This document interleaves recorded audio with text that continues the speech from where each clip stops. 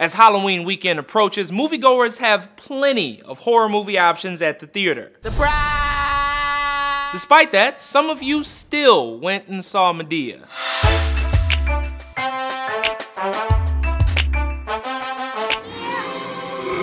Ma, you still there?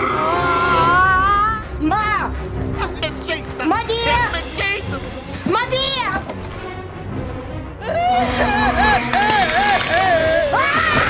Taking the #1 spot this week is Boo 2, a Madea Halloween, because Boo 1 just demanded a sequel.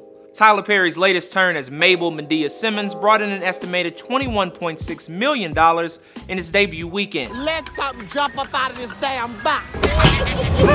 While the Boo 2 release didn't fare quite as well as the original, it's still on track to make its money back at the box office. Just like all the other Madea movies, this is a low-budget release catered to an extremely loyal fan base. As for the reviews, Tyler Perry, take it away. Free your mind, it's a silly movie. Don't expect Schindler's List, just go in there and have a good time. I don't think any Oscar's gonna be calling for this one, I really don't. I couldn't have said it better myself. And with that, on to #2.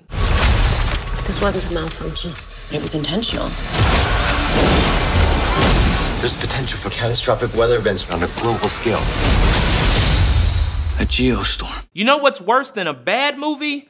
An expensive bad movie. Taking the #2 spot this week is Gerard Butler's much maligned Geostorm, bringing in an estimated $13 million in its opening weekend. All films have the potential to flop. But when you spend $120 million to produce a film, the stakes are noticeably higher.